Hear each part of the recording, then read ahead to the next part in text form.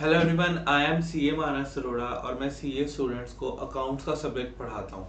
चाहे वो CA foundation पर अकाउंटिंग हो, सीए इंटर पर एडवांस अकाउंटिंग हो और सीए फाइनल पर एफआर का सब्जेक्ट हो। तीनों लेवल्स पर मैं अकाउंट्स का सब्जेक्ट पढ़ाता हूँ। आज की इस वीडियो में हम करने जा रहे हैं जी हमारे सीए फाउंडेशन का जो सेकंड चैप्टर है थ्योरी वाला, अकाउंटिंग प्रोसेस को। देखने में ये चैप्टर आपको लग सकता है कि यार हमें आता है, हमने सारा कुछ कर रखा है, बट इस चैप्टर को इग्नोर नहीं कर सकते, इस चैप्टर को छोड़ नहीं सकते। इस चैप्टर में से कम 10 मार्क्स का क्वेश्चन, तो 10 मार्क्स के क्वेश्चंस तो आपको मिल ही जाएंगे। चाहे छोटे छोटे क्वेश्चन में मिल जाए, ट्रू फॉल्स में मिल जाए, जैसे मर्जी मिल जाए, आपको इसमें से मिल जाएंगे। मेनली इस चैप्टर में से जो चीज़ हमको ध्यान में रखनी है वो क्या रखनी है, इसमें से एक जो आपका टॉपिक है रेक्टिफिकेशन ऑफ एरर वाला वो, और एक आपका सब्सिडरी बुक्स वाला जिसमें आप परचेज बुक बनाते हो, सेल बुक बनाते हो, purchase return, cell return book बनाते हो, वो बनाते हो, तो वो यहाँ पे आपको आता है। इन दोनों में से आपको कुछ ना कुछ पेपर में मिल जाएगा। प्लस कई बार रेक्टिफिकेशन ऑफ एरर ही 10 मार्क्स का आ जाता है। अगर ये 5 मार्क्स का आ रहा है तो हो सकता है 5 मार्क्स के ट्रू फॉल्स या फिर कोई थ्योरी पूछ ली जाए आपको। मतलब आप ये मान के चलो कि अगर आपको 120 का पेपर आना है, 120 का पेपर आएगा तभी आप 20 मार्क्स चॉइस में छोड़ोगे और 100 का अटेम्प्ट करोगे। तो अगर 120 का पेपर आना है तो उसमें से 10 मार्क्स का तो आपका यही होगा। ठीक है जी, शुरुआत करते हैं। जो इसकी सारी थ्योरी है वो आपको जो मैंने ब्लू में मार्क कर रखा है, मतलब उसको ध्यान में रख लेना। और आपका ये चैप्टर हो जाएगा थ्योरी पॉइंट ऑफ व्यू से भी और प्रैक्टिकल पॉइंट ऑफ व्यू से, तो अपन इसको करेंगे भी। ठीक है जी, शुरुआत करते हैं। सबसे पहले वो बात करता है जी डबल एंट्री सिस्टम की। देखो जी, हमने अभी इस फाउंडेशन में भी और +1 में भी सिंगल एंट्री सिस्टम पढ़ा था। उसमें क्या होता था कि सिर्फ एक एस्पेक्ट रिकॉर्ड करते थे, आप आधी एंट्री रिकॉर्ड करते थे और आधी एंट्री रिकॉर्ड नहीं करते थे। डबल एंट्री सिस्टम हमने अभी तक +1 में, जब हमारी बुक का, अगर आपने टीएस गरेवाल पढ़ी है तो या डीके गोयल पढ़ी है, तो उसमें क्या होता था कि उसके फर्स्ट जो कवर ऑफ द बुक होता था उस पर ही लिखा होता था कि ये double entry system of accounting है। कहता है डबल एंट्री सिस्टम में क्या होता है, it is a scientific system of accounting जिसके कि टू फोल्ड एस्पेक्ट होते हैं, जिसके कि दो एस्पेक्ट्स होते हैं। कौन से डेबिट और क्रेडिट। जब भी आप कोई भी ट्रांजेक्शन को, कोई भी इवेंट को रिकॉर्ड करोगे तो उसके दो एस्पेक्ट्स हैं। कौन से डेबिट एंड क्रेडिट।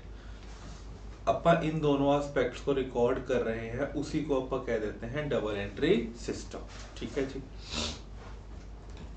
एडवांटेजेस क्या क्या है डबल एंट्री सिस्टम के। सबसे पहला एडवांटेज तो यही है कि आपका जो accuracy of the accounting work है, आपकी जो एक्यूरेसी है वो बहुत अच्छी मेंटेन रहती है। ठीक है जी। फिर एक्यूरेसी कैसे मेंटेन रहती है, अगर आपने देखा होगा, अगर आपने सिंगल एंट्री सिस्टम के क्वेश्चन करे हैं तो उसमें वो हमेशा ये बोल रहा होता है उस सिंगल एंट्री सिस्टम मेंटेन करता है, उसको पता नहीं लग रहा उसने कितना प्रॉफिट एंड लॉस कमाया है, उसको पता नहीं लग रहा उसकी कैपिटल कितनी है, ये सारी चीज़ें हैं। बट जब आप डबल एंट्री सिस्टम करते हो आपको अपनी अकाउंटिंग वर्क की पूरी एक्यूरेसी आपको पता होती है। ठीक है जी। प्रॉफिट अर्न और loss during the period can be ascertained together. आपको अपना profit and loss for the period आपको पता लग जाता है कि मैंने कितना प्रॉफिट एंड लॉस कमाया है ड्यूरिंग द पीरियड। क्योंकि सिंगल एंट्री में तो आपको पता ही नहीं लगता कि आपने कितना प्रॉफिट कमाया है, कितना लॉस कमाया है। बट डबल एंट्री में आपको पता लग जाता है कि भाई कितना प्रॉफिट और लॉस कमाया है आपने। फाइनेंशियल पोजीशन आपको पता लग जाती है, क्योंकि सिंगल एंट्री सिस्टम में तो क्योंकि आप डबल एस्पेक्ट रिकॉर्ड नहीं कर रहे हो तो वहाँ पे बैलेंस शीट बननी बहुत मुश्किल हो जाती है। बट जब आप डबल एंट्री में और आपके डबल एस्पेक्ट्स रिकॉर्ड कर रहे हो तो ट्रायल बैलेंस भी है, लेजर भी है, तो उससे बैलेंस शीट भी बनेगी। बैलेंस शीट से आपको आपकी फाइनेंशियल पोजीशन भी पता लग जाएगी। कहता है system permits the account to be kept in much detail and provide the significant information. आप बहुत डिटेल्ड में अकाउंट्स बनाते हो और आपको जो भी सिग्निफिकेंट इन्फॉर्मेशन चाहिए होती है वो पता लग जाती है। अगर मोटा मोटी मैं आपको डबल एंट्री के फायदे बताऊं, सबसे पहला क्या है कि एक्यूरेसी मेंटेन रहती है, ठीक है। दूसरा प्रॉफिट एंड लॉस सब पता लग जाता है। तीसरा फाइनेंशियल पोजीशन पता लग जाती है। चौथा कि आपको जो है डिटेल में अपनी सिग्निफिकेंट इन्फॉर्मेशन पता लग जाती है। ये 4 चीज़ें कैसे याद रखोगे? सबसे पहले एक्यूरेसी, फिर आप लोग क्या बनाते हो अकाउंट में, प्रॉफिट एंड लॉस और बैलेंस शीट, ये 2 पॉइंट्स उसके हो गए। लास्ट में क्या पॉइंट हो गया कि भैया डिटेल में हम अपनी बुक्स को मेंटेन कर पाते हैं और हमें सिग्निफिकेंट इन्फॉर्मेशन पता लग जाती है, ठीक है। ये 4 पॉइंट यहाँ पे हो गए। फिर आपकी अकाउंटिंग इक्वेशन क्या होती है? अकाउंटिंग इक्वेशन का मतलब क्या होता है? Assets is equal to liabilities plus shareholder equity. अब ये कैसे प्रूव होगा? अब आप बैलेंस शीट बनाते हो, ठीक है जी। बैलेंस शीट में यहाँ पे लाइबिलिटी साइड आ जाती है, यहाँ पर एसेट साइड आ जाती है। यहाँ पर आपके सारे एसेट्स आ जाते हैं और यहाँ पर जो आपका टोटल आता है, इस टोटल में आपकी क्या क्या होती है? इस टोटल में आपकी कैपिटल भी होती है प्लस आपकी जो लाइबिलिटीज भी होती हैं वो भी होती हैं। और ये वाले जो दोनों टोटल होते हैं, क्या ये दोनों इक्वल होते हैं? बिल्कुल। तो यहाँ पे वो यही कह रहा है आपसे, कहता है जी एसेट्स का total it should be equal to liability plus capital का टोटल, ठीक है। वो यहीं पे यही कह रहा है, assets is equal to liabilities plus capital कह लो, इक्विटी शेयर कह लो, शेयर होल्डर है आपकी कंपनी है तो शेयर होल्डर इक्विटी हो जाएगा, सोल प्रोप्राइटर है तो आपका कैपिटल हो जाएगा, ठीक है जी। शेयर होल्डर फंड को कैसे निकाल लोगे? Opening plus retained earning plus profit for the year, ठीक है जी, माइनस डिविडेंड, ठीक है। ये आपका होगा, ये नॉट इम्पोर्टेंट, आपके लिए इम्पोर्टेंट क्या है ये वाली चीज, ठीक है जी। ओके हो गई जी बात ना। अकाउंटिंग के रूल्स क्या है? Increase in the assets are debit, decrease are the credit. Obvious सी बात है, अगर मैं एसेट्स की बात करूं, एसेट्स का बैलेंस क्या होता है? डेबिट बैलेंस होता है। अगर आपको अपने एसेट्स को इंक्रीज करना है, एसेट्स के बैलेंस को इंक्रीज करना है, तो उसको क्या करना पड़ेगा? आपको डेबिट करना पड़ेगा। अगर आपको एसेट के बैलेंस को कम करना है तो उसको क्या करना पड़ेगा? क्रेडिट करना पड़ेगा। अब जिसका, अब जैसे एसेट्स है, अब वो डेबिट बैलेंस होता है उनको, ऑब्वियस सी बात है। अगर आप एसेट्स को ही इंक्रीज करना चाहते हो तो और डेबिट करोगे, बट अगर आप एसेट को कम करना चाहते हो, अब अकाउंटिंग में ऐसा नहीं होता। फॉर एग्जांपल आज अगर एसेट की वैल्यू, मेरे पास एक एसेट है फॉर एग्जांपल फैन के नाम का, अगर वो 1000 का दिख रहा है, अगर इस एसेट की वैल्यू को मेरे को फॉर एग्जांपल 800 करना है, तो मैं यहाँ पे ये नहीं करूँगा अरे इसको काट के 800 कर दिया, नहीं, मेरे को इसकी एक एंट्री डालनी पड़ेगी जिसमें मैं फैन को 200 से क्रेडिट कर दूंगा। क्या कर दूंगा? मैं 200 से क्रेडिट कर दूंगा। और क्योंकि फैन का बैलेंस डेबिट होता है, इसको खत्म करने के लिए क्या करेंगे? उल्टा क्रेडिट कर देंगे, कितना? 200 से, ठीक है जी। यहाँ पर क्या आ गया जी मेरा? P&L to fan 200। ओके हो गई जी बात। तो यहाँ पे यही कह रहा है कि आपका जिसका भी जितना भी बैलेंस है, तो अपा अगर उसको बढ़ाना है तो उसका उसी का बैलेंस, जैसे कि अगर एसेट का डेबिट बैलेंस है, अगर उसको बढ़ाना है तो डेबिट ही कर देंगे। हाँ, अगर उसको कम करना है तो हम क्रेडिट कर देंगे, ठीक है। नॉर्मल जनरल एंट्री जैसे अपन डालते हैं, जैसे अपन नॉर्मल बात करते होते थे, जैसे कि नॉर्मल जनरल एंट्री डालते हुए भी बताओ इसको बढ़ाना है क्या करेंगे, इसको कम करना है क्या करेंगे, वो ही ये बात कर रहा है यहाँ पे, ठीक है जी। ट्रांजैक्शंस की बात कर लेते हैं। कहता है ट्रांजैक्शन क्या होता है? कहता है transaction is a type of a event which is generally external in nature and can be determined in the terms of money। Transaction क्या होता है? ट्रांजैक्शन एक तरह का इवेंट होता है that is external in nature and can be determined in the terms of money। इसमें वो क्या चीजें बताना चाह रहा है आपको? अब जैसे कि आप लोग सेल कर रहे हो, फॉर एग्जांपल आपने एक अपने कस्टमर को सेल करी, ठीक है। क्या वो एक इवेंट, क्या वो एक तरह का इवेंट है जो कि एक्सटर्नल इन नेचर है, वो आपके ऑर्गेनाइजेशन के बाहर सेल कर रहे हो आप, ठीक है, which can be determined in the terms of money. क्या आप सेल की अमाउंट डिटरमाइन कर सकते हो पैसों की टर्म में कि आपने कितने रुपए की सेल करी है? बिल्कुल। तो अगर आपने एक सेल करी है, वो एक तरह का इवेंट है। इवेंट का मतलब क्या होता है? कि घटना का घटना, किसी भी तरह की घटना का घटना, ठीक है। हम लोग सांस भी ले रहे हैं, वो भी एक इवेंट ही तो है, एक घटना तो घट ही रही है।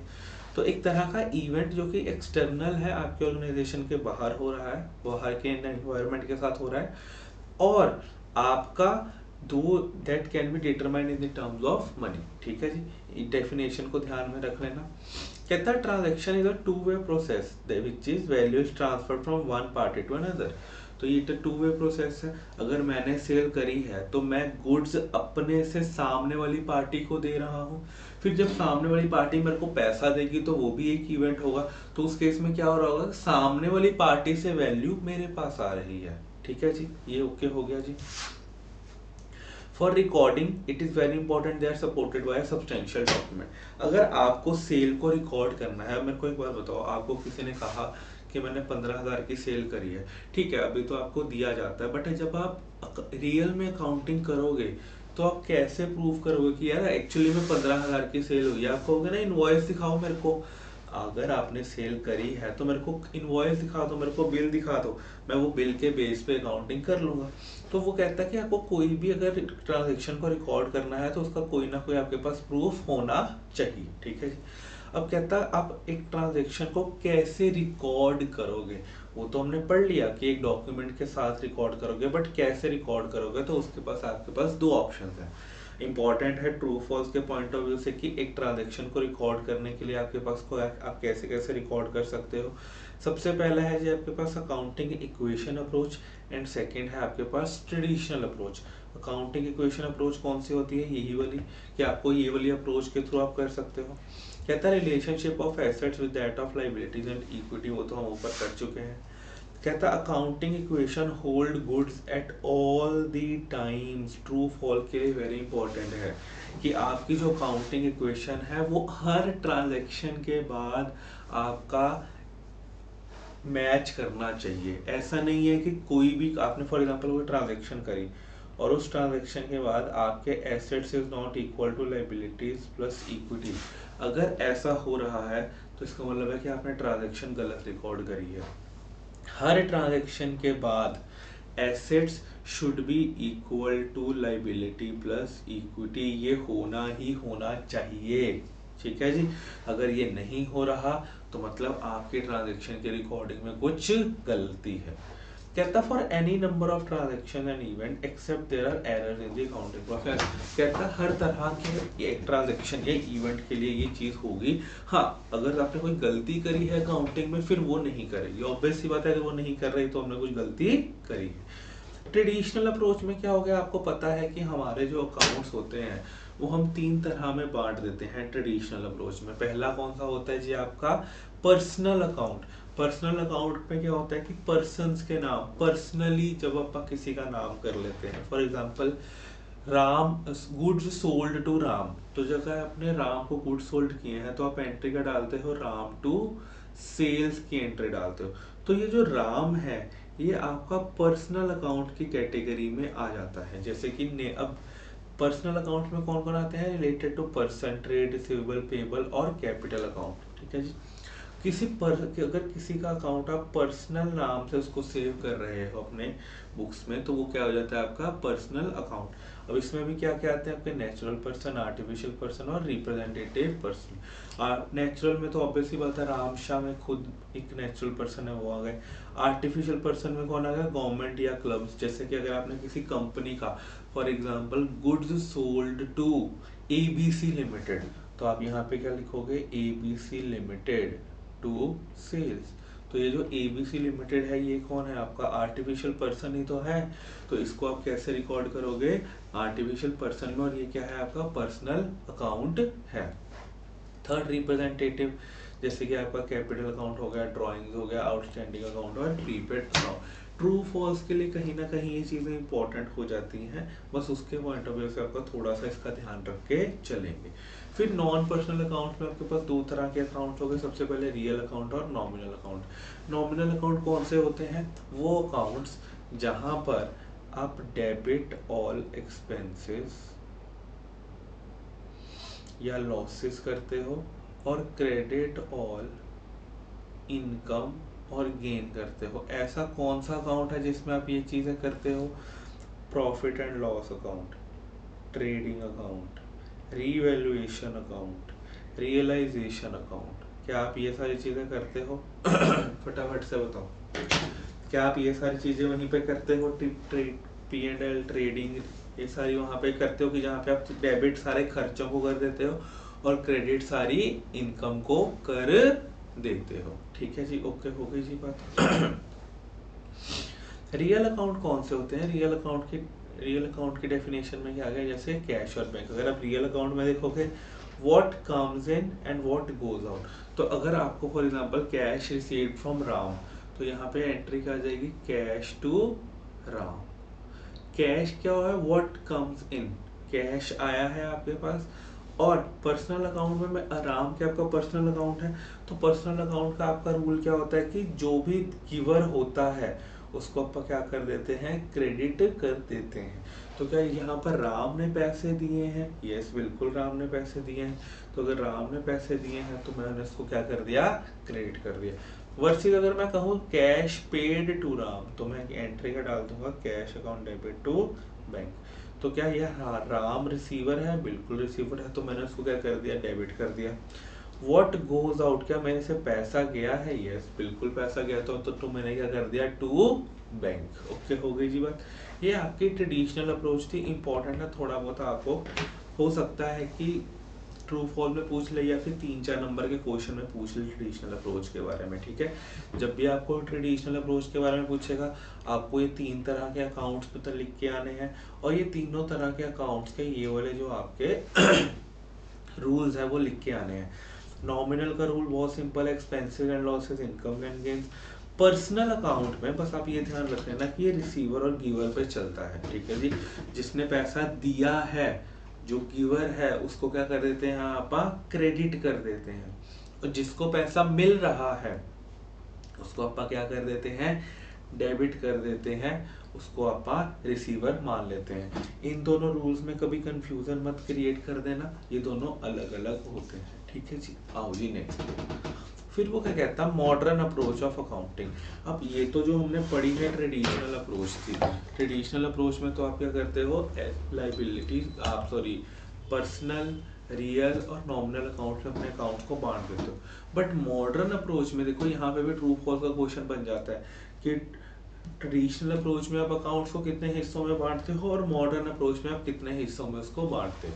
तो मॉडर्न अप्रोच में आपके पास कितने हैं, 1 2 assets, liabilities, capital, revenue, expenditure and withdrawal. इसका मतलब है कि ट्रेडिशनल अप्रोच में अगर आपके पास 3 है, तो मॉडर्न अप्रोच में आपके पास टोटल 6 तरह के अकाउंट्स हैं। ठीक है जी, याद रह जाएगा ट्रू फॉल्स के लिए कि आपके पास मॉडर्न अप्रोच में टोटल 6 तरह के अकाउंट्स के वेरिएंट्स आ जाते हैं। ठीक है जी, अब यहाँ पर टाइप्स ऑफ अकाउंट्स में क्या कह रहा है वो, अब मेरे को आप एक नॉर्मल सी चीज बताओ, एसेट का बैलेंस क्या होता है, what is the asset balance? Sir asset balance तो डेबिट ही होता है। अगर मेरे को एसेट के, अगर आप मेरे को एसेट का बैलेंस बढ़ाना है तो मेरे को बताओ, मैं उसको डेबिट करूंगा कि क्रेडिट करूंगा? सर डेबिट ही करूंगा। तो फिर बस अगर आपको एसेट का इंक्रीज करना है तो ये क्या हो जाएगा, डेबिट हो जाएगा। सिमिलरली लाइबिलिटीज का बैलेंस क्या होता है, आपका क्रेडिट होता है। अगर आपको अपनी लाइबिलिटीज के बैलेंस को बढ़ाना है तो आप उसको क्या कर दोगे, क्रेडिट कर दोगे।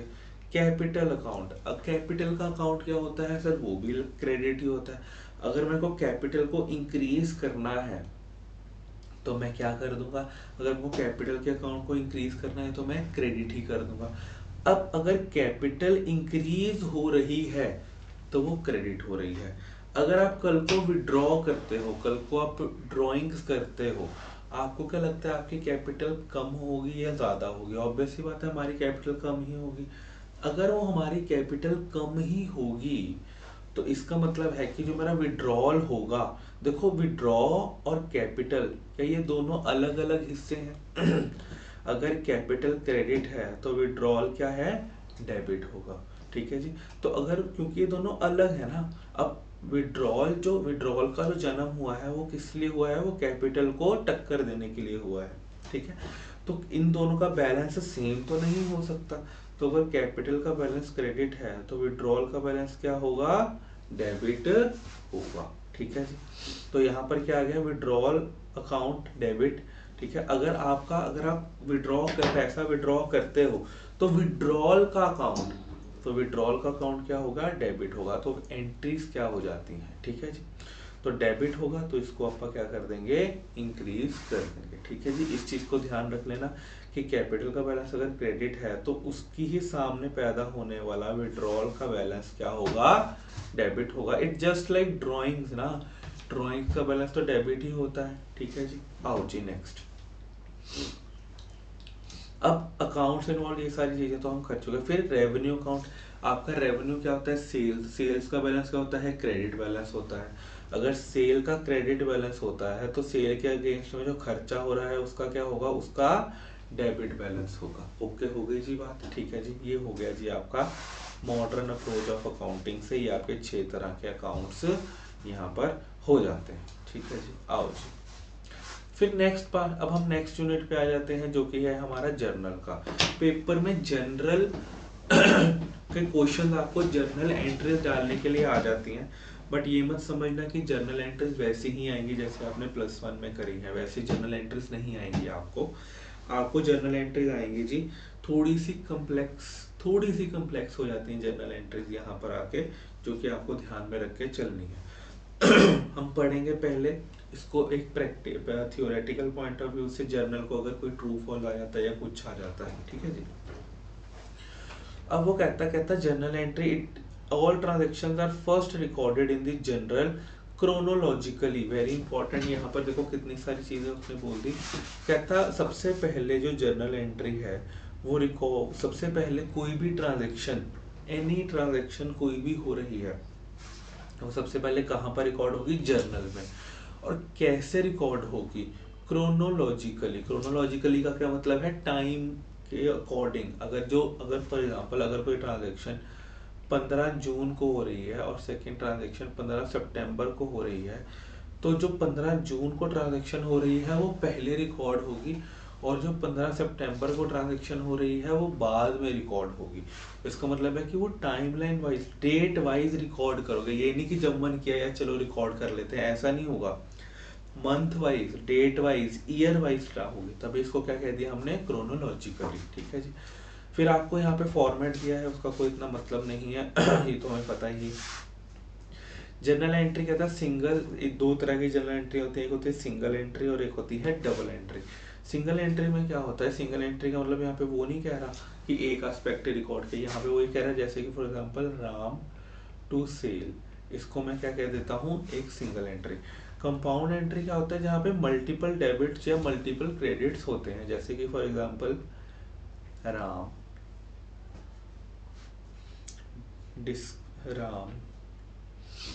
To sale discount. अगर यहाँ पे फॉर एग्जांपल मेरे को एंट्री डालनी है जहाँ पे मैं डिस्काउंट भी दे रहा हूँ, जहाँ पे मैं सेल भी कर रहा हूँ, और जहाँ पे मेरे को पैसा भी आ रहा है। फॉर एग्जांपल मैं लिख लेता हूँ बैंक अकाउंट डेबिट, मेरे को पैसा आ गया, मैंने कुछ डिस्काउंट दे दिया राम को, और ये एंट्री मैंने डाल दी। ठीक है जी, तो यहाँ पर अगर आप देखोगे क्या यहाँ पे मल्टीपल डेबिट्स हो रहे हैं, हाँ जी बिल्कुल मल्टीपल डेबिट्स हो रहे हैं। तो जहाँ पर मल्टीपल डेबिट्स होते हैं तो उनको मैं क्या कह देता हूँ, कंपाउंड एंट्री। ठीक है जी, उसको मैं क्या कह देता हूँ, कंपाउंडेड एंट्री। जहाँ पे मल्टीपल डेबिट्स और मल्टीपल क्रेडिट्स होते हैं, बट जहाँ पे सिंगल डेबिट और सिंगल क्रेडिट होता है उसको मैं क्या कह देता हूँ, राम टू सेल, तो उसको मैं कह देता हूँ सिंगल एंट्री। ठीक है जी, कंपाउंड एंट्री ये होता है और सिंगल एंट्री ये होता है। ये एक इम्पॉर्टेंट है, ट्रू फॉल्स के लिए बात कर रहा हूँ। तो कई बार क्या होता है कि आप ना, अब ये जो पहले ज़माने में क्या होता था, अभी तो सारी जो जनरल एंट्री होती है वो आपकी कंप्यूटर पे पढ़ती हैं। पहले क्या होता था कि जनरल एंट्री जितनी भी बिजनेस डालता होता था ना, वो कॉपी में डालता होता था। जैसे कि फॉर एग्जाम्पल आपकी ये नोटबुक है, ठीक है जी, मैं यहाँ पर लगा हूँ, ये मेरी एक नोटबुक है, ठीक है जी। फॉर एग्जांपल मैं यहाँ पर जनरल एंट्री डाल रहा हूँ, यहाँ पे सारी जनरल एंट्री डाल दी, यहाँ पे सारी जनरल एंट्री डाल दी। अब जब मैं अगले पेज पे जाने लगा था तो वो पता क्या कहता जब आप अगले पेज पे जाओगे ना, तो यहाँ पर जितनी भी आपने जनरल एंट्री डाली हैं इनका ना टोटल कर लेना एक बारी, total of debit, total of credit. Obvious सी बात है, अगर आप डबल एंट्री सिस्टम से चल रहे हो तो डेबिट क्रेडिट तो सेम ही होगा। तो कहता है जितनी भी आपने एक पेज पे जनरल एंट्रीज डाली हैं उसका ना एक बार टोटल कर लेना, और फिर उसी टोटल को आगे कैरी फॉरवर्ड कर लेना। ठीक है जी। वो क्या कहता अगर आपने यहाँ पर एक टोटल किया है जर्नल एंट्रीज का, फॉर एग्जांपल मैंने यहाँ पे 10 जर्नल एंट्रीज डाली है इन पूरे पेज पे, ठीक है। तो इन 10 जर्नल एंट्रीज का ना टोटल कर लेना और वही वाला टोटल आगे इस पेज पे कैरी फॉरवर्ड कर लेना। इससे क्या होगा कि जब आपके पूरे साल की जर्नल एंट्री डल जाएंगी ना, तो आपको ये पता लग जाएगा कि ओके मेरा पूरा डेबिट कितना हुआ है पूरे साल में और पूरे साल में क्रेडिट कितना हुआ है। ठीक है। अब वो कहता है जब भी आपका पेज खत्म होने वाला होगा तभी डाल देना, जब आप अगले पेज पे जाने वाले रहोगे। तो वो यहाँ पर यही कह रहा है, कहता अगर जर्नल एंट्री सेवरल पेजेस पे रिकॉर्ड हो रही है, then the amount of the column of the each page should be totaled and the balance should be written at the end of that page and it should be carried forward to the beginning of next page। ठीक है जी। आपको क्या ये line okay हो गई कि आपको उसका पहले टोटल करो, फिर उसको वहां पे लिखो at the end of the page, फिर उसको अगले पेज पे क्या कर दो आप, कैरी फॉरवर्ड कर दो। ओके हो गई जी बात, चल सकते हैं जी आगे। ठीक है। इंपॉर्टेंट है ट्रू फॉल्स के लिए। एडवांटेजेस ऑफ जर्नल के क्या क्या एडवांटेजेस हैं। सबसे पहले तो आपकी जितनी ट्रांजैक्शन है वो क्रोनोलॉजिकल ऑर्डर में पे हो जाती हैं। ठीक है जी। Entries are recorded in the journal are supported by a note, narration and explanation. अगर आप जब भी जर्नल एंट्रीज डालते हो तो क्या आप नरेशन लिखते हो ताकि आप वो ट्रांजैक्शन को समझ लो, जैसे कि for example cash received from Ram, ये सारी चीजें। तो कहता है जर्नल के साथ आपको क्या होता है कि उस चीज की थोड़ी सी आइडिया लगना शुरू हो जाता है। ठीक है जी। Journal form the basis for posting the entries into the ledger. कहता सीधा लेजर में जर्नल एंट्री डालने से अच्छा है कि पहले जर्नल में डाल लो, क्योंकि अगर आप लेजर में अगर आप गलत एंट्री डालते हो तो ट्रायल में भी गलत जाएगी और आपका जो है वो ट्रायल बैलेंस और आपके जो फाइनेंशियल स्टेटमेंट्स हैं वो गलत होंगे। तो एक बार जर्नल में एंट्री डल चुकी होती है तो वो आराम से आगे तक चली जाती है। ठीक है जी। ये एडवांटेजेस थे। सबसे पहला एडवांटेज क्या था कि क्रोनोलॉजिकल ऑर्डर में आप लिख लेते हो। दूसरा नरेशन होती है तो आपको समझने में आसान होती है। प्लस जब एक बार आप जर्नल में एंट्री डाल देते हो तो आपका स्कोप ऑफ एरर कम हो जाता है। ठीक है जी। आओ जी, ये तो आपके फायदे हो गए। अब आप आ जाते हैं जी टैक्स जीएसटी पे। आई होप आपने जीएसटी वाले अब जब हम अपनी +1 कर रहे थे, हमने +1 2017 में करी और उसी साल जीएसटी आया था। तो हमने तो पढ़ा नहीं जीएसटी की अकाउंटिंग वगैरह कैसे होती है, वो तो हमने इंटर में आके जब अपन ने सीए में पढ़ा कि आपकी जीएसटी क्या होता है कैसे होता है, तब हमको जाके पता लगा। बट आई थिंक आपने ये पढ़ा होगा इनपुट टैक्स आउटपुट टैक्स क्या होता है। बट एक बार फिर भी अपन यहाँ पे देख लेते हैं कि आपका क्या होता है क्या नहीं होता, फिर अपन इनकी टैक्स की यूटिलाइजेशन कर लेंगे। लेजर है, ट्रायल बैलेंस है। ठीक है। यहाँ तक तो आपका चीज़ें चलती रहेंगी। जो मेन काम हमारा शुरू होगा वो हमारा होगा जी सब्सिडरी बुक से और रेक्टिफिकेशन ऑफ एरर से। ठीक है जी। आओ जी,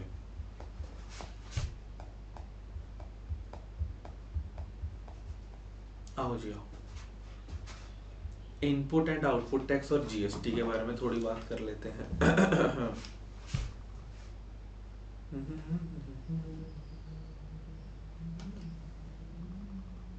आओ जी। अब हमको पता है, आप लोगों ने ये तो आपको पता है कि इस इंडिया में जीएसटी लगता है। लोग इतना शोर मचाते हैं जीएसटी बढ़ गया, जीएसटी कम हो गया, ये हो गया वो हो गया। तो आप मोस्टली आपने कभी ना कभी जीएसटी का नाम तो सुना ही होगा। अब जीएसटी लगता है आपकी सेल परचेज ऑफ गुड्स पे या सेल परचेज ऑफ सर्विसेज पे। ठीक है। फॉर एग्जांपल मैं हूँ एमए लिमिटेड। ठीक है जी। मेरा काम है जी शर्ट मैन्युफैक्चरिंग का। किसका काम है मेरा? शर्ट मैन्युफैक्चरिंग का। तो इसका मतलब है कि मैं पहले रॉ मटेरियल खरीदूंगा, फिर उसको अपनी फैक्ट्री में प्रोसेस करूंगा, फिर उसके बाद मैं सेल कर दूंगा शर्ट। एक नई नवेली शर्ट को बना के मैं क्या कर दूंगा? सेल कर दूंगा। ओके हो गई जी बात। जब मैं रॉ मटेरियल खरीदने गया, आपको क्या लगता है कि मेरा रॉ मटेरियल क्या होगा? मेरा रॉ मटेरियल होगा जी threads. Threads will be my raw material ना। तभी मैं क्या करूंगा, तभी मैं उससे मटेरियल बना पाऊंगा। तो फॉर एग्जांपल मैंने 100 रुपीज की थ्रेड्स खरीदी कि यार मैं इस थ्रेड से क्या बना पाऊंगा, मैं शर्ट बना पाऊंगा। 100 रुपीज की थ्रेड्स खरीदी, खुद प्रोसेसिंग करी, कोई लेबर लगी, कुछ लगा। तो मैंने सोचा कि यार इतना सारा खर्चा हो गया है, मैं तो अपनी शर्ट 150 में सेल करूंगा। ठीक है, ये बात नॉर्मल से कुछ प्रॉफिट भी कमाऊंगा, कुछ मेरा एडिशनल खर्चा भी हुआ है, लेबर को भी पैसे दिए हैं इन सब को, तो वहां पे मैं क्या करूंगा 150 की शर्ट बेच दूंगा। अब फॉर एग्जांपल 18% का लगता है जीएसटी, इंडिया में 18% का जीएसटी का रेट है। तो जब मैं सामने वाले से थ्रेड खरीदूंगा ना 100 का, तो पता मेरे को क्या कहेगा, कहता सर 100 रुपए की थ्रेड है, पर इस पर 18% जीएसटी लग जाएगा, दैट इज 18 रुपए, तो आपको मेरे को 118 रुपए देने पड़ेंगे। सिर्फ 100 रुपये देने से काम नहीं चलेगा, आपको कितने पैसे देने पड़ेंगे, 118 रुपये। अगर आपने कभी कुछ परचेज किया हो, अगर आप किसी कोई फूड आउटलेट पे, बर्गर किंग, मैकडोनल्ड्स पे गए हो, तो वहाँ पे आप देखते हो कि वहाँ पे फॉर एग्जांपल, एक एग्जांपल ले लेता हूँ बर्गर किंग की। अब बर्गर किंग में आजकल क्या ऑफर चल रहा है, वो 79 में 2 क्रिस्पी वेज बर्गर देते हैं, ठीक है। अब वो 79 में जब उसने आपको बर्गर दिया, 79 तो सो ठीक है, बट जब आप उनसे बिल कटवाने जाओगे ना, वो पता बिल कितने का हो जाएगा, 82 रुपीज का। क्यों 82 रुपीज का हो गया, 79 तो बर्गर की कॉस्ट थी, पर इसके ऊपर 5% का जीएसटी भी लग गया था, तो आपकी जेब से टोटल कितना पैसा चला गया, 82 रुपीज। तो सिमिलरली यहाँ पर भी जब मैंने 100 रुपीज की थ्रेड्स खरीदी, तो 18% का जीएसटी लग गया, तो क्या 18 रुपये मेरे को जीएसटी के नाम पे देने पड़ेंगे, बिल्कुल। तो मैं सामने वाले अपने सप्लायर को पता कितने पैसे दूंगा, 118 रुपए। कितने पैसे दूंगा, 118 रुपए। इस 18 रुपए को क्या मैं कह देता हूं, इनपुट टैक्स। इनपुट का क्या मतलब होता है, अब आपको पता है कि अगर मेरी फैक्ट्री है, अगर फैक्ट्री में मैं कोई भी रॉ मटेरियल डालूंगा, तो मैं उस रॉ मटेरियल को क्या कह देता हूँ, इनपुट कह देता हूँ। इस फैक्ट्री से अगर कोई भी सामान निकला बेचने के लिए, तो वो क्या है, मेरा आउटपुट है। इनपुट आउटपुट तो समझते हो ना, कि अगर मेरी फैक्ट्री में अगर कोई रॉ मटेरियल जा रहा है, तो जो जा रहा है उसको मैं क्या कह देता हूँ, इनपुट। और अगर रॉ मटेरियल से कोई भी फिनिश गुड बन के निकल रहा है, उसको मैं कह देता हूँ आउटपुट। क्या कह देता हूँ मैं उसको, आउटपुट। तो सिमिलरली यहाँ पे भी वो यही कह रहा है जी 18 रुपए का मेरा क्या है, इनपुट टैक्स, क्योंकि ये आप पे किस पे लग रहा है, ये आपके रॉ मटेरियल पे लग रहा है, ये आपके इनपुट्स पे लग रहा है, ठीक है जी। नेक्स्ट, अब मैं आगे बेचने जा रहा हूँ 150 का। जिसको भी मैं ये सामान बेचूंगा 150 का, क्या मैं उससे जीएसटी चार्ज करूंगा। अब देखो, इंडिया में जो लोग भी जीएसटी में रजिस्टर्ड हैं, उनको जीएसटी चार्ज करना पड़ेगा। मैं जीएसटी में रजिस्टर्ड हूँ, तो मैं तो चार्ज करूंगा ही जीएसटी। तो मैं अगर 150 का गुड्स बेच रहा हूँ, तो क्या मैं सामने वाले से 18% पे जीएसटी चार्ज नहीं करूंगा, फटाफट से बताओ। क्या मैं सामने वाले से 18% पे जीएसटी चार्ज नहीं करूंगा, सामने वाले से बिल्कुल करूंगा, क्योंकि मेरे को करना पड़ेगा, ठीक है। तो ये 150 का 18% कितना हो गया जी, 27। तो इसका मतलब है कि जिसको भी मैं सामान सेल करूंगा, उससे मैं कितने पैसे लूंगा, 177 रुपीज लूंगा। कितने लूंगा, 177 रुपीज लूंगा। अब देखो, सरकार का मतलब क्या है जीएसटी लेके आने का, वो सरकार कहती यार देखो, मेरे को ना जितनी भी सेल परचेज हो रही है, जितनी भी इंडिया में सेल परचेज हो रही है, मेरे को हर पे जीएसटी चाहिए। हमने कहा ठीक है, बट अब अगर मैं अपने पॉइंट ऑफ व्यू से बात करूं, तो मैं तो 18 रुपए का जीएसटी पे करके आ चुका हूं। मेरे लिए जो 100 रुपए की चीज थी, वो मेरे को कितने की पड़ गई, 118 की। क्या मैं 118 रुपए पे करके आ गया, बिल्कुल सही बात है। जिसको मैंने चीज सेल करी है, वो कितने की सेल करी है, वो 150 की सेल करी है, और ये कितना हो गया, 27 हो गया। इस 27 को मैं कह देता हूं जी आउटपुट टैक्स। इसको मैं क्या कह देता हूं, आउटपुट टैक्स, ठीक है जी। मैंने सरकार को कहा, मैंने कहा यार मेरे पास 100 रुपए की चीज आई थी, तब भी आपने 18 रुपए जीएसटी ले लिया। ये जो 150 की चीज मैंने बेची, इस पर भी आपने 27 रुपए जीएसटी ले लिया। अगर मैं देखूं, तो ये कोई अलग अलग ट्रांजेक्शन तो नहीं है। ये जो ट्रांजेक्शन है, ये तो एक ही लाइन में ट्रांजेक्शन हो रही है, ठीक है। मतलब रॉ मटेरियल आया, उसको प्रोसेस किया, फिनिश गुड दे दिया, तो बात खत्म हो गई। मतलब आप इसमें डबल डबल जीएसटी क्यों चार्ज कर रहे हो? आप 18 रुपये भी चार्ज कर रहे हो, आप 27 रुपीज भी चार्ज कर रहे हो, इसको ये तो गलत हो जाएगा। तो सरकार पता है क्या कहती, कहते देखो जी 18 आपका इनपुट टैक्स है। वो मेरे से बात कर रही है सरकार। मैंने सरकार को कहा, मैंने कहा सर आपने पहले 18 रुपये तो मेरे से ले लिए, ठीक है जी, फिर अब आप 27 रुपीज मेरे कस्टमर से ले रहे हो। आपको तो मौज हो गई, आप तो 45 रुपीज तो आपने कमा ही लिए सीधा सीधा।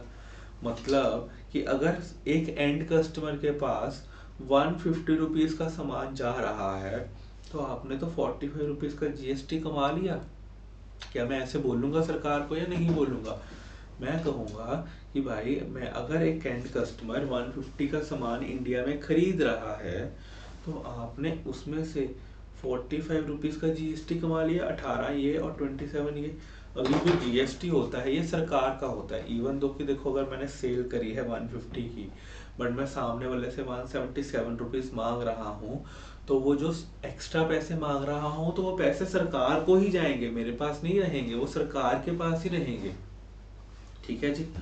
तो अब यहाँ पर जो यहाँ पर मैं एक्स्ट्रा 9 रुपए, अब जो सरकार को मैंने कहा यार आप 150 में से 45 रुपीज तो आप क्या कर रहे हो, आप खुद ही कमा रहे हो। तो सरकार मेरे को पता है क्या कहती है? सरकार कहती है यार देखो मेरे को 45 रुपीज नहीं चाहिए, मैं इतनी लालची नहीं हूँ। वो मेरे को क्या कहती है? वो मेरे को कहती है कि यार जो एंड कस्टमर ने जीएसटी दिया है, तुम सिर्फ वो दे दो मेरे को 27 रुपीज। मैंने कहा ठीक है, आपको सिर्फ यही चाहिए ना, आपको सिर्फ 27 रुपीज चाहिए? कहते हाँ। तो मैंने कहा ठीक है, आपको 27 रुपीज मिल जाएंगे, पर मैं आपको 27 क्यों दूं? क्योंकि मैं ऑलरेडी आपको 18 रुपए पे कर चुका हूँ। मैं कहता जी मेरे को ठीक है आपको 27 रुपीज चाहिए, मान लिया, बट मैं आपको ऑलरेडी 18 रुपए पे कर चुका हूँ। इसका मतलब है कि आपको ये 18 रुपए चाहिए ही नहीं थे, बट ये फिर भी आपके पास पहुंच गए। आपने यही कहा है ना आपको इस पूरी ट्रांजेक्शन में से 27 रुपीज चाहिए। मैंने कहा हाँ। तो ये जो 27 रुपए हैं ये तो आपको चाहिए ही नहीं, इसका मतलब हाँ जी बिल्कुल, मतलब जो आपको टोटल 27 रुपए चाहिए। मैंने कहा, कहती हाँ। तो मैंने कहा फिर ये जो 18 रुपए आप पहले ले चुके हो इसका क्या? कहते अरे काम करो काट के दे दो, कितने पैसे बचे? 9 रुपए बचे। मैंने कहा हाँ। कहते तो एक काम करो, सिर्फ और सिर्फ कितने पैसे पे कर दो? 9 रुपए पे कर दो। तो अब जब भी आपको आईटीसी, जब भी आपको पता लगाना है कि आप सरकार को कितना पैसा पे करोगे, तो आपको यहाँ पे क्या लिखना पड़ेगा? Output tax. ये आपका आउटपुट टैक्स था माइनस इनपुट टैक्स। इस इनपुट टैक्स को मैं पता क्या कह देता हूं? Input tax credit. प्यार से मैं इसको कह देता हूं आईटीसी।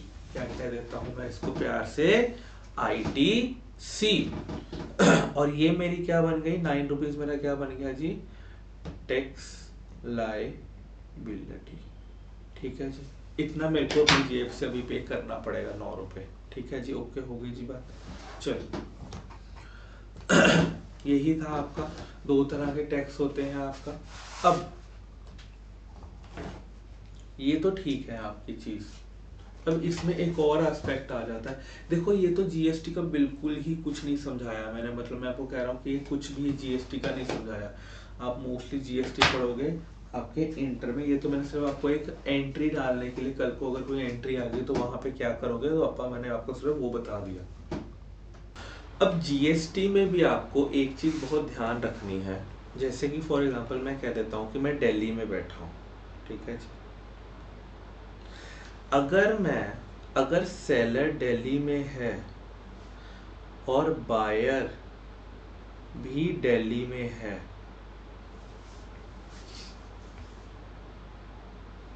ठीक है जी, अगर सेलर भी दिल्ली में है और बायर भी दिल्ली में है, तो आपकी ये सेल कौन सी हो जाती है? ये आपकी इंट्रा स्टेट, मतलब स्टेट के अंदर अंदर ही। दिल्ली भी एक स्टेट है, आपको पता है ना, दिल्ली एक स्टेट है, यूनियन टेरिटरी स्टेट है वो। तो ये क्या हो जाती है आपकी? Intra state. और यहाँ पर जो जीएसटी लगेगा वो पता है कौन सा जीएसटी लगेगा?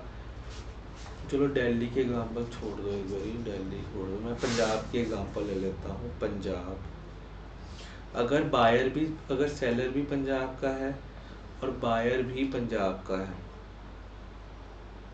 तो ये क्या हो गई मेरी इंट्रा स्टेट, इंटर स्टेट नहीं, इंट्रा, INTRA। तो यहाँ पर GST पता कौन सा लगेगा, SGST लगेगा और CGST लगेगा। ठीक है जी। अगर फॉर एग्जांपल सेलर पंजाब का है, बायर हरियाणा का है, क्या ये दो स्टेट्स के बीच में सेल हो रही है? फटाफट से बताएंगे कि ये दो स्टेट्स के सेल बीच में स्टेट है, यस, दो स्टेट के बीच में सेल है, यस। तो ये कौन सी हो गई आपकी इंटर स्टेट सेल। और यहाँ पे पता है क्या लगेगा, IGST। क्या लगेगा यहाँ पर, IGST। अगर बायर भी सेम स्टेट में, अगर सेलर भी एक स्टेट में है और बायर भी सेम स्टेट में है, तो ये आपकी हो जाती है इंट्रा स्टेट सेल। यहाँ पर कौन सा GST लगता है, SGST और CGST लगता है। अगर आपका सेलर एक स्टेट में है, बायर दूसरी स्टेट में है, तो ये हो जाती है आपकी इंटर स्टेट सेल। क्या हो जाती है ये आपकी इंटर स्टेट सेल। और यहाँ पर लगता है आपका IGST। क्या लगता है यहाँ पर आपका IGST। ओके, हो गई जी बात। अब सर ये SGST और CGST का क्या मतलब है? फॉर एग्जाम्पल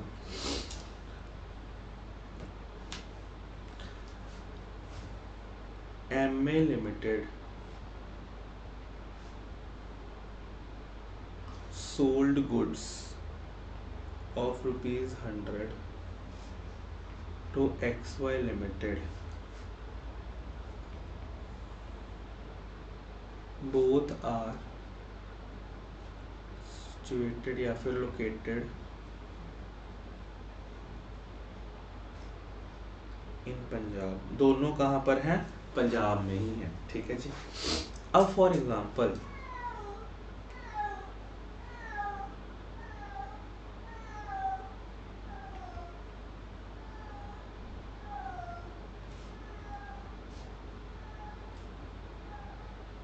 और GST का रेट है मेरा 18%। अब एक चीज का हमेशा बहुत बहुत बहुत ध्यान रखना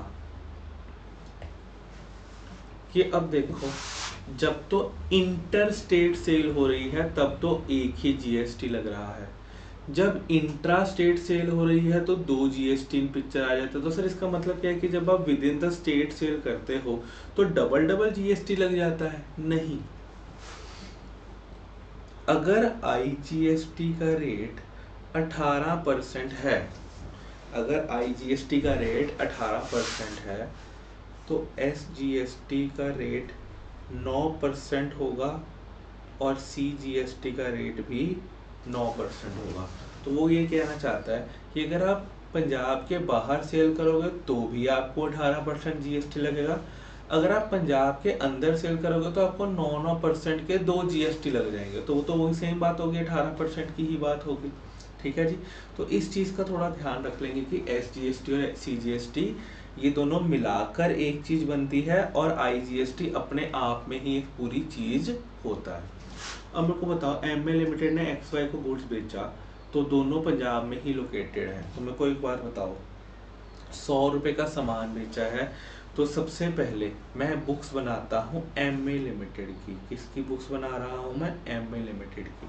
अब MA लिमिटेड 100 रुपये की चीज़ को क्या उस पर 9% का एक GST और 9% का दूसरा GST लगा के देगा? बिल्कुल।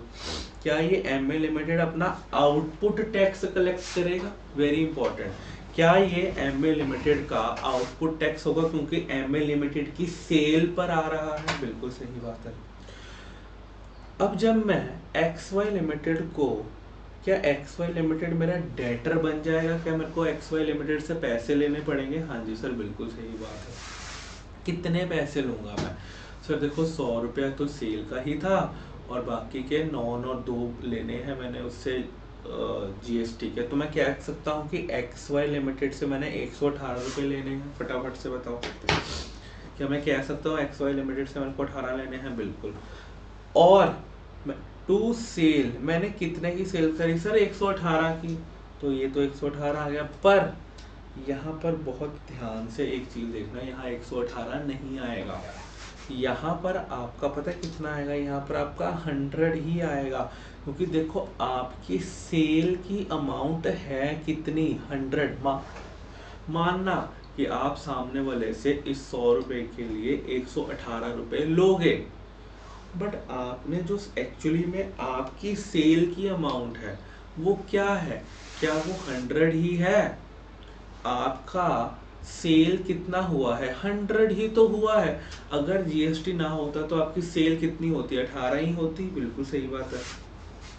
तो यहाँ पर आप सेल के सामने बिना जीएसटी के अमाउंट लिखोगे, और जो बच गया पैसा उसको लिखोगे CGST टू SGST 9 एंड 9।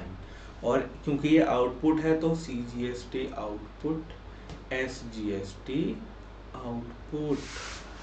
ठीक है जी, क्या आएगा यहाँ पे, CGST output and SGST output. कितना कितना, 9 रुपए, और ये टोटल कितना हो गया जी आपका 118 रुपए। ओके हो गई जी बात। ये MA लिमिटेड की बात थी। बात ओके हो गई, आपको कोई प्रॉब्लम तो नहीं आ रही यहाँ पे? ठीक है जी, नेक्स्ट। अब मैं XY लिमिटेड की भी बात कर लेता हूँ। XY लिमिटेड क्या लिखेगा? अब अगर XY लिमिटेड ने MA लिमिटेड को पैसे देने हैं तो ये मतलब उसकी लाइबिलिटी बन गया कितने से, 118 से। कितने से उसकी लाइबिलिटी बन गया, 118 से। ओके हो गई जी बात, बिल्कुल सही बात है। अब यहाँ पर अब XY लिमिटेड ने क्या किया है, परचेज करी है,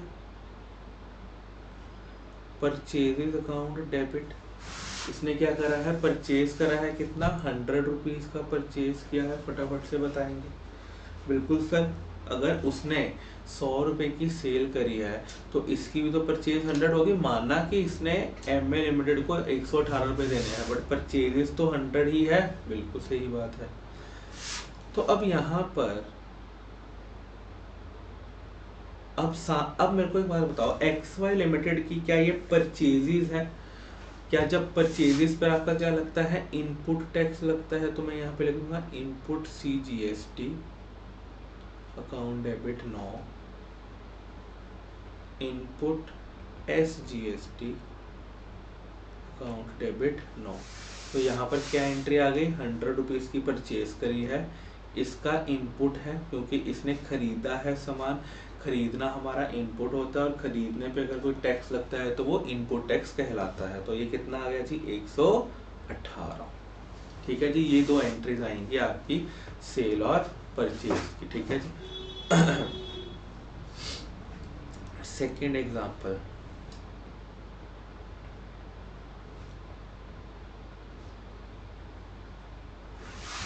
sold goods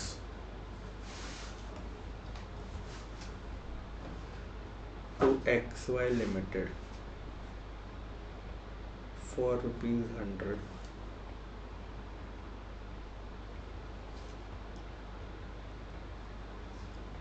MA Limited is located in Punjab, but XY Limited is located in Haryana.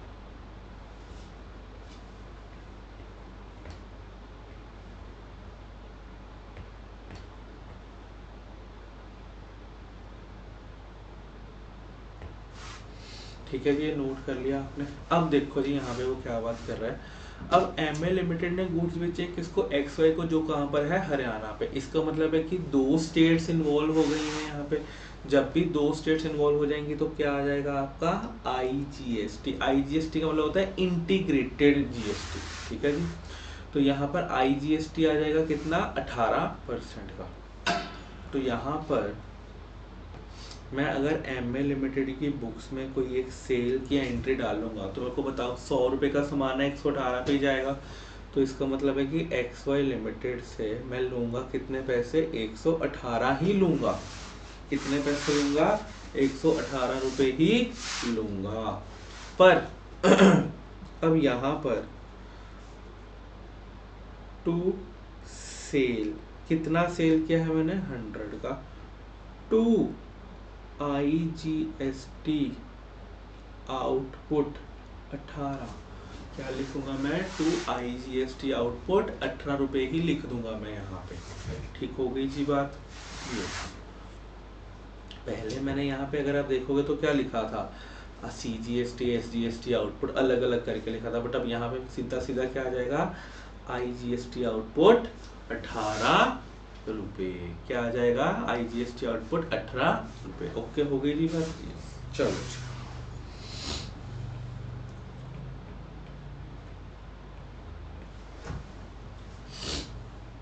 XY limited, इसकी बुक्स में क्या एंट्री आएगी, क्या भाई ने परचेजेस करी हैं, फटाफट से बताओ। यस, कितनी परचेज करी है, 100 रुपीज की। क्या MA लिमिटेड इसका क्रेडिटर बन गया 118 से, फटाफट से बताओ। क्या MA लिमिटेड इसका क्रेडिटर बन गया हुआ है 118 रुपये से, उसने 118 रुपये देने हैं MA लिमिटेड को। अगर MA लिमिटेड ने 118 रुपये लेने हैं XY से, तो इसने भी तो 118 रुपये देने हैं ना, तभी तो बात चलेगी ना। बिल्कुल सही बात है। अब ये किस चीज को डेबिट करेगा सर, ये डेबिट करेगा अपना, सॉरी इसका आना था, हाँ ठीक है IGST, तो इसका आना था IGST इनपुट 18 रुपये, क्योंकि इसने खरीदने पे, जो पापा खरीदते हैं तो वो हमारा इनपुट होता है, तो हम अपने इनपुट पे इसने क्या पे किया है, IGST पे किया है, तो ये 18 रुपये क्या हो गए भाई के, IGST का इनपुट हो गया। ओके हो गई जी बात, फटाफट से बताएंगे यहाँ पर। क्या आपको यहाँ तक ये बात ओके हो रही है? ठीक है जी। अब नेक्स्ट, इनपुट हो गया आपका, आउटपुट हो गया। इनकी नेचर जैसे यहाँ पे देखो, परचेजेस, इनपुट, ये सारा मैंने यहाँ पे आपको लिख के रखा हुआ है। ठीक है जी, ये इतना आपको पढ़ने की जरूरत नहीं है। Reversal, utilization of tax credit छोड़ देना, कोई ज़रूरत नहीं है पढ़ने की अभी फॉर टाइमिंग आपको। ठीक है, ये बहुत कम्प्लेक्स हो जाता है, हो सकता है कोई एक आधी एंट्री में आपको पूछ ले, बट इसको सिर्फ एक बारी ट्रू फॉल्स के लिए ज़रूर ध्यान में रख लेना। आपको दे तो रखा है, बट यही वही बात है ना कि ये इंटर के अकाउंट्स का भी टॉपिक नहीं, इंटर के GST का टॉपिक है, तो छोड़ देना इसको एक बारी। ठीक है, बट वही बात है ना, ICI में कुछ भी छुड़वाते हुए डर ही लगता है कि कहीं ट्रू फॉल्स में ही ना पूछ ले। ठीक है, तो बट अगर आपको लगता है आपके पास टाइम कम है तो इसको छोड़ देना। अगर आपको लगता है कि नहीं टाइम है, हम सफिशिएंटली कवर कर पाएंगे, तो इसको एक बारी देख ज़रूर लेना। ठीक है जी। अब यहाँ पर वो क्या कह रहा है आपको, मैं एक बारी आपको ऊपर से बता देता हूँ। Utilization of IGST credit, credit की टर्म कहाँ पर यूज होती है? मैंने आपको बोला था ना कि एक चीज होती है इनपुट टैक्स क्रेडिट। ठीक है जी, इनपुट टैक्स क्रेडिट में it is first utilize towards the IGST liability. छोड़ दो इसको, रहने दो, मत पढ़ना इसको। इतना कम्प्लेक्स तो इंटर वालों को नहीं समझ में आता जितना आपको आएगा। ठीक है, हमारे लिए तो बहुत इंपॉर्टेंट है, हमने तो अपने तरीके से इसको याद करके रखा है, हमारा तो रोजमर्रा का काम है यूटिलाइजेशन, बट इसको आप छोड़ देना, फाउंडेशन लेवल पे नहीं पूछेगा आपको, छोड़ दो, लीव इट। ठीक है, अब नेक्स्ट आ गया जी हमारा लेजर। लेजर में वो सिर्फ क्या कह रहा है आपको, कहता है ledger is called the principal books of accounts. ध्यान रखना, प्रिंसिपल बुक्स ऑफ अकाउंट्स का मतलब होता है लेजर, जनरल नहीं। कई बार हम ना जनरल को मान लेते हैं प्रिंसिपल बुक्स, जर्नल आपकी प्रिंसिपल बुक्स नहीं है। आपकी प्रिंसिपल बुक्स कौन सी होंगी? आपकी लेजर्स होंगे। अब जब एक एंट्री जर्नल में रिकॉर्ड हो जाती है तो उसके बाद वो कहाँ पे जाती है? वो जाती है आपके लेजर्स में। ठीक है जी। The process of transferring the debit and credit to journalising is known as posting. जब भी मैं लेजर में कोई भी अपनी एंट्रीज को पोस्ट करता हूँ तो उसको कह देते हैं, उस प्रोसेस को मैं क्या कह देता हूँ? पोस्टिंग कह देता हूँ। ठीक है जी, क्या प्रोसेस का नाम क्या है मेरा? पोस्टिंग। ठीक है, जर्नल हो गया, लेजर हो गया। अब आपका नेक्स्ट आ गया जी आपका ट्रायल बैलेंस। ठीक है जी, ट्रायल बैलेंस करेंगे, फिर जो आपका सब्सिडरी बुक्स और रेक्टिफिकेशन है वो हम नेक्स्ट पार्ट में करेंगे। ठीक है जी। ट्रायल बैलेंस में सबसे पहले वो क्या कहता है? कहता है it is the third phase in the accounting process. Obvious ही बात है, थर्ड फेज क्यों होगा? क्योंकि जर्नल और लेजर के बाद तो यही आता है आप। ठीक है, अब यहाँ पे कहता after posting the accounts in the ledger a statement is prepare to show separately the debit and the credit balances. कहता है total of debit will be equal to the total of credit. अब आपको पता है कि आपका trial balance ये ऐसे दिखता है, ये आपका ट्रायल बैलेंस है, ये आपके पर्टिकुलर्स हैं, ये आपका डेबिट है और ये आपका क्रेडिट है। ठीक है जी। यहाँ पर आपका फॉर एग्जांपल सेल थी वो यहाँ दिख गई, आपकी परचेजेस थी वो यहाँ दिख गई। तो यहाँ पर आपका ये ट्रायल बैलेंस में क्या क्या आता है, जितने भी आपने लेजर्स बनाए हैं, जितने भी आपके लेजर्स बने हुए हैं, उन सब का बैलेंस यहाँ पर दिखता है। जैसे सेल है, सेल का बैलेंस क्या होता है, क्रेडिट होता है, तो यहाँ पर क्रेडिट साइड दिखने लग जाता है। और अगर आपका परचेजेस है तो परचेजेस का बैलेंस यहाँ पर डेबिट साइड दिखने लग जाता है। आपके पास डेटर्स हैं तो डेटर्स आपके यहाँ पर दिखने लग जाते हैं, क्रेडिटर्स हैं तो क्रेडिटर्स आपके यहाँ पर दिखने लग जाते हैं। ठीक है जी। तो ये सारी चीज़ें होती हैं यहाँ पे। जितने भी आपके बैलेंस, जितने भी आपके लेजर्स हैं, जितने भी आपके लेजर्स हैं, वो सारे के सारे लेजर्स आपके एक स्टेटमेंट की फॉर्म में दिखते हैं, जिसको बोल देते हैं आपका ट्रायल बैलेंस। कि यहाँ पे उसने क्या कहा है, कहता है ledgers is shown in the statement, जिसका जो बैलेंस है, जिसका कोई डेबिट है, क्रेडिट है, जिसका जो बैलेंस है, सारा का सारा कहाँ दिखता है, यहीं पर ही दिखता है। ठीक है जी। कहता है the debit balance is equal to credit balance, there is a reasonable confidence कि ये सारा सही है। ये एक बहुत ही इंपॉर्टेंट चीज़ है और ये ट्रू फॉल्स में आपको पूछ लेगा कभी ना कभी कि अगर आपका ट्रायल बैलेंस मैच कर रहा है। अब मैंने यही कहा ना कि आपका, अगर आपको ये जानना है कि आपने सारी एंट्री सही पोस्ट करी हैं, आपके लेजर्स बिल्कुल सही बने हैं और वो लेजर्स आपके ट्रायल बैलेंस में सही आए भी हैं, इसका प्रूफ यही है कि आपका ट्रायल बैलेंस मैच करना चाहिए, debit is equal to credit होना चाहिए, यही प्रूफ है आपका। कहता अगर debit balances is equal to credit balances हो भी जाए, total of debit balances equal to total of credit balances हो भी जाए, then also it is not a proof कि आपका, then this is not a proof of 100% accuracy. कहता अगर आपका total of debits is equal to total of credits आ भी जाता है, then also it is not a proof कि आपका जो ट्रायल बैलेंस है वो सही बना है और आपने जो भी किया है वो बिल्कुल सही किया है। ऐसा क्यों कह रहा है वो, क्योंकि ऐसा भी हो सकता है, फॉर एग्जांपल जैसे मैंने राम को सेल करी, Ram account debit to sale 100, क्या ये एंट्री डलती है Ram account debit to sale की 100 की? हाँ जी। अगर मैंने इसकी उल्टी एंट्री डाल दी, सेल टू राम 100, मेरे को एक बात बताओ, सेल डेबिट साइड आ गया और राम क्रेडिट साइड आ गया, क्या मेरा ट्रायल बैलेंस तो अभी भी मैच हो ही रहा है? मेरे को तो ट्रायल बैलेंस ही मैच देखना था ना, ट्रायल बैलेंस तो मैच हो ही रहा है, गलत एंट्री की वजह से भी ट्रायल बैलेंस मैच कर जाता है। तो आपको इस चीज का ध्यान रखना है। कहता है ठीक है कि वो मैच कर गया, that's okay, but that is not a proof of 100% accuracy. इसका मतलब ये नहीं कि आपकी कोई भी एरर नहीं है। ठीक है जी। रेक्टिफिकेशन में इस चीज को देखेंगे कि आपकी एंट्री बिल्कुल सही पोस्ट है, आपका ट्रायल बैलेंस बिल्कुल सही मैच कर रहा है, बट फिर भी इश्यूज हैं, तो वो कहाँ पे आपके रेक्टिफिकेशन में ठीक हो जाएंगे। ऑब्जेक्टिव क्या है, जरूरत क्या पड़ी ताकि आप अपनी को एक्यूरेसी मेंटेन कर पाओ, वही एक्यूरेसी वाला पॉइंट आ गया। जैसे जनरल लेजर में भी एक्यूरेसी, तो यहाँ पे भी वही आ गया।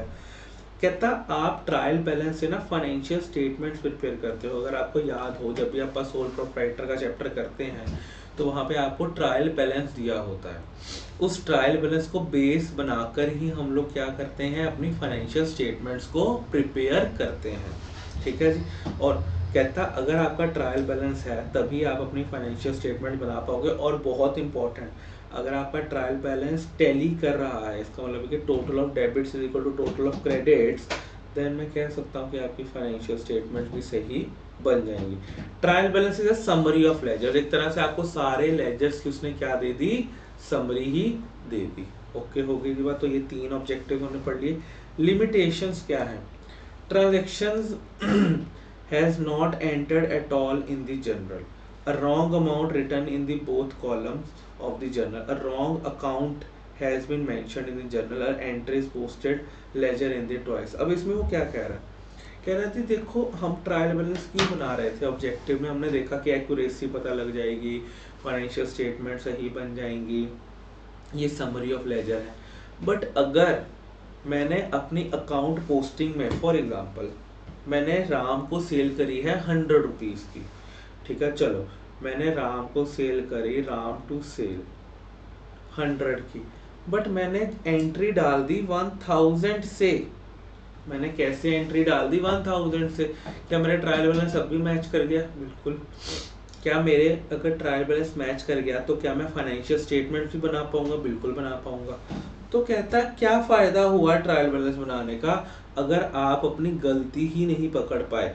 100 रुपये की सेल को मैंने 1000 लिख दिया और इस 1000 से ही मैंने अपना P&L बैलेंस शीट सब बना लिया। तो भैया ट्रायल बैलेंस ने कहाँ कुछ एक्ट किया है एज अ बैरियर या फिर एनीथिंग एल्स जिससे कि मैं गलत एंट्रीज पोस्ट ना करूं? उसने तो कुछ नहीं करा, उसने तो समरी बना के दे दी अपनी। तो कहता गलत एंट्री कर दी, अब मैंने 2 बार सेम एंट्री कर दी, राम टू सेल्स 1000। कौन है रोकने वाला मेरे को? क्या ट्रायल बैलेंस रोक रहा है मेरे को? नहीं रोक रहा। तो ट्रायल बैलेंस का तो मकसद सिर्फ इतना है कि मैच होना चाहिए, जैसे मर्जी मैच हो, चाहे गलत मलत एंट्रियां करके मैच हो, मैच होना चाहिए बस। तो बस एक मैचिंग की ही सिग्निफिकेंस है इसकी। और जब मैच भी हो गया तो भी कोई गारंटी नहीं है कि ये 100% सही है या गलत है। तो वो यही लिमिटेशंस की यहाँ पर बात कर रहा है कि ट्रायल बैलेंस की लिमिटेशंस क्या है। पेपर में पूछ लेता है ये लिमिटेशंस ऑफ ट्रायल बैलेंस, ठीक है। अब कौन से मेथड से आप प्रिपेयर कर सकते हो अपना ट्रायल बैलेंस? ये 3 तरह के आपके मेथड्स हैं, ट्रू फॉल्स के लिए इंपॉर्टेंट है आपके, ठीक है जी। सबसे पहला आ गया जी टोटल मेथड। टोटल मेथड में क्या होता है? Every ledger account is totalled and that total is transferred to the trial balance. इसका क्या मतलब है फटाफट से देखेंगे यहाँ पे। और फॉर एग्जांपल मेरे पास एक एंट्री है राम, जैसे मैं एक ट्रांजैक्शन की ही बात कर लेता हूँ, goods sold to Ram for ₹1000 and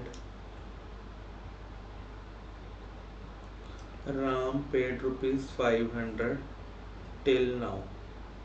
मैंने राम को 100,000 रुपये के गुड्स बेचे थे, बट राम ने अभी तक 500 रुपये ही पे किया और 500 रुपये नहीं पे किया। तो अगर मैं राम का अकाउंट बनाऊंगा, सिर्फ भी राम का अकाउंट बनाऊंगा, तो क्या राम के अकाउंट में मैं यहाँ पर टू सेल्स 1000 डाल दूंगा और बाय बैंक 500 डाल दूंगा और बाय बैलेंस कैरी डाउन 500 डाल दूंगा। ये कितना हो गया जी? ये 1000 और ये भी कितना हो गया मेरा? 1000, ठीक है जी। फिर मैं कहाँ पर आ गया? सेल्स पर आ गया।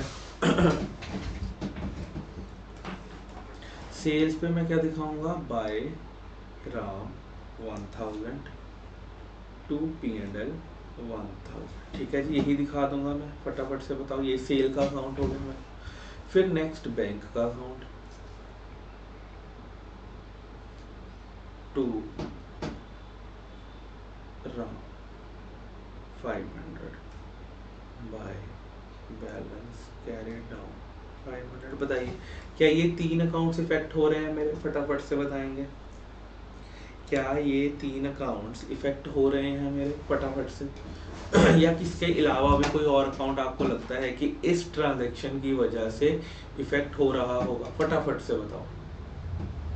अब देखो जी, जो हमारा सबसे पहला मेथड है वो कौन सा मेथड है? वो है जी टोटल मेथड। अगर आप यहाँ पर देखेंगे तो हमारा सबसे पहला मेथड कौन सा है? Total method. अब देखो टोटल मेथड में क्या होगा, बहुत ध्यान से ट्रायल बैलेंस बनता है। देखो आपने रियल लाइफ में नहीं देखा होगा, जितने भी आपने क्वेश्चन करे हैं वहाँ पे भी नहीं देखा होगा, बट ठीक है, एक मेथड है टोटल मेथड। इसमें क्या होगा,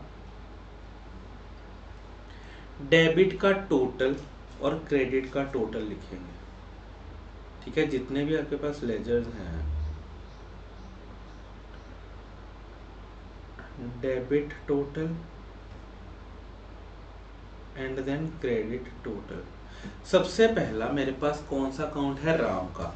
क्या आप मेरे को राम का डेबिट का टोटल बता सकते हो? अब सर देखो टोटल तो सारे सेम ही है तो 1000 लिख दे, नहीं, एक बहुत ध्यान से यहाँ पे बात देखो, जो आपका बैलेंस कैरिड डाउन या balance to balance carried down, to balance carried down होता है, बाय बैलेंस कैरिड डाउन होता है, जो आपका बाय बैलेंस कैरी डाउन होता है या फिर टू बैलेंस कैरी डाउन होता है ना, इसको हटा देना हमेशा टोटल मेथड निकालते हुए, क्या कर देना, इसको हटा देना।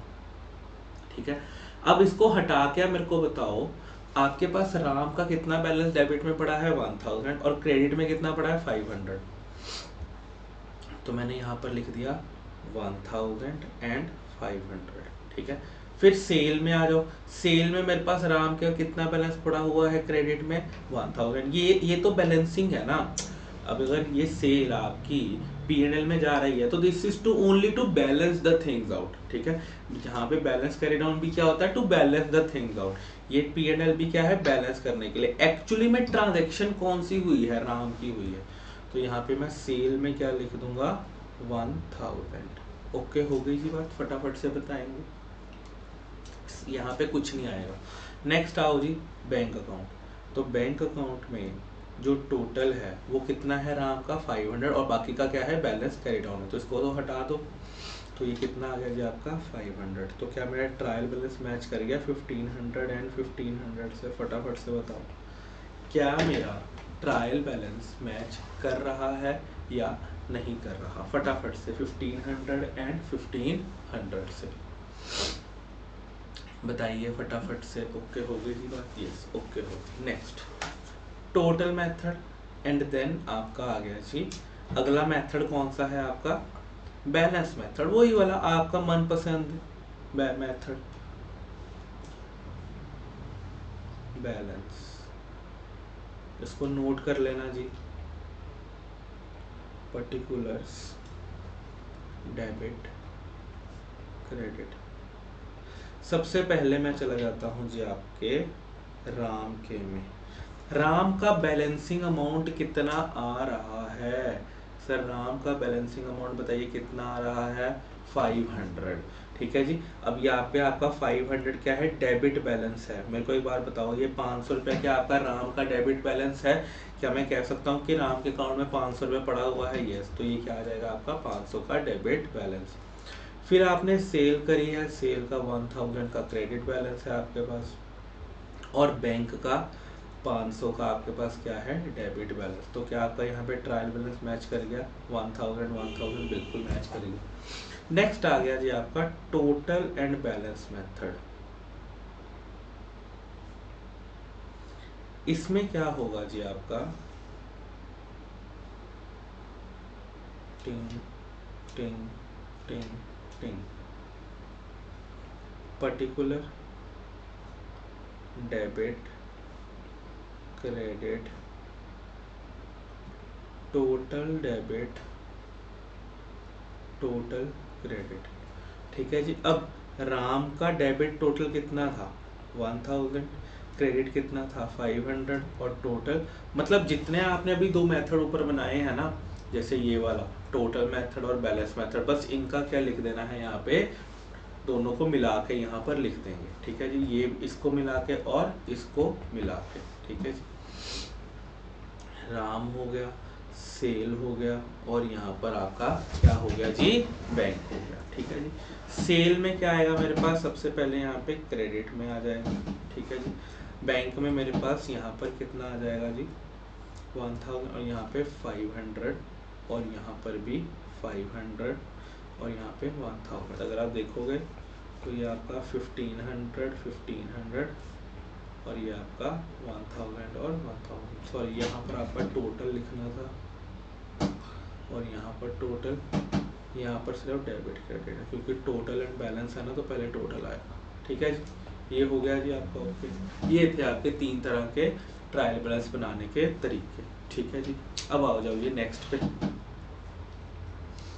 एडजस्टेड ट्रायल बैलेंस क्या होता है? कहता है the trial balance does not agree, अगर एग्री नहीं कर रहा तो उसमें कोई ना कोई गलतियां हैं, after transferring the balance then we are not able, और आप आइडेंटिफाई नहीं कर पा रहे कि यार भैया क्या दिक्कत है यार, समझ में नहीं आ रहा, तो आप पता है क्या करोगे, आप जितना भी डिफरेंस आ रहा है उसको सस्पेंस अकाउंट में डाल दोगे। जैसे कि फॉर एग्जांपल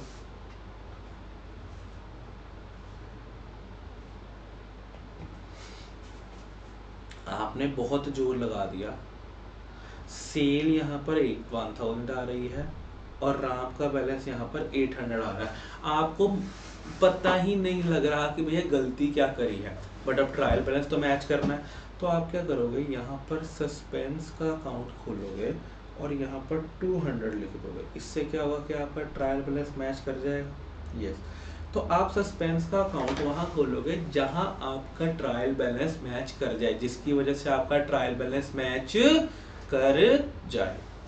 ओके हो गई जी बात, फटाफट से बताएंगे कि आपको ये बात ओके हो गई है। ठीक है जी, ठीक है, यहाँ तक आपका खत्म हो गया ट्रायल बैलेंस। फिर हम शुरू करेंगे जी अगले पार्ट में, वीडियो के अगले पार्ट में हम शुरू करेंगे जी subsidiary books and then rectification of error. ठीक है, मोस्टली क्वेश्चन जहाँ तक हमने अभी तक पढ़े हैं तो थ्योरी में से आ जाता होता है या फिर ट्रू फॉल्स में आ जाता है। अब अगले पार्ट में जो हम करेंगे इसका प्रैक्टिकल क्वेश्चन आपको देखने को मिल सकता है। ऊपर में से सिर्फ एक जर्नल ही है जिसकी जर्नल एंट्री को कई बार आपको पूछ लेता होता है, वो हम करेंगे। अब नेक्स्ट हम करने जा रहे हैं जी सब्सिडरी बुक्स और रेक्टिफिकेशन ऑफ एरर। ओके हो गई जी बात, ठीक है, थैंक यू वेरी मच, मिलते हैं जी नेक्स्ट वीडियो में।